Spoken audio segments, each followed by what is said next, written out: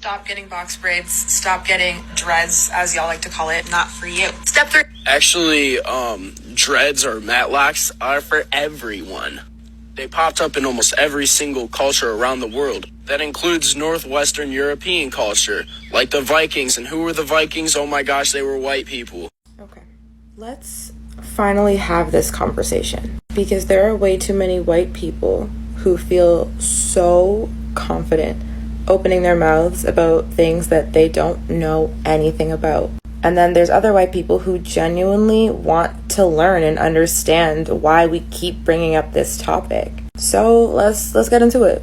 Firstly, this is the most common argument that we hear, right? The Vikings had dreadlocks, so white people can do what they want. We're going to get into the terminologies in a second, but the person at the beginning, his caption was literally #matlocks. So like, the mats that the Vikings had and the locks that black people have are two different things. So when y'all bring up that argument about the Vikings, you expose the fact that you have no idea what you're talking about. You know what? That's okay. Let's learn together. This is an example of a white person with mats, and this is an example of a black person with locks. When it comes to the terminology, it gets a little bit complicated because it depends on who you're talking to. Some people are very offended when you refer to locks as dreadlocks because white Europeans created this negative connotation and applied it to the hairstyle. And all of a sudden, they were considered dreadful and awful and disgusting. So some people prefer to distance themselves from that and just refer to them as locks. And some people don't mind and call them dreadlocks. That's okay. The second most common argument is that it's just hair. And that's what I think white people specifically are missing the most, because it's really not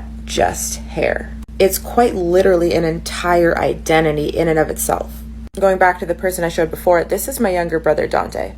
Follow him on TikTok. You can see more of his locks in his videos. He started his lock journey about a year ago, maybe longer, and he explained how his hair is like a life story. And you can look back when they were shorter and you can see how much you've grown physically, spiritually, and emotionally. And notice how I said he started his lock journey. You'll hear this a lot on TikTok when people say that they started their lock journey a week ago, a month ago, a year ago, because it truly is a journey to developing that sense of connectedness with yourself and the earth. I've heard people say that if you lay down and you let your locks flow into the grass, it's as though there are roots that are planting into the soil, into the earth. This is part of the reason why black people feel so connected to their hair and so offended when white people just see it as that, just hair. In certain African cultures, your hair is like a social security number, where someone can look at you and know exactly where you come from, what your social status is. There's a reason why slaves during the American slave trade were shaved. Their identities were stripped from them. Part 2.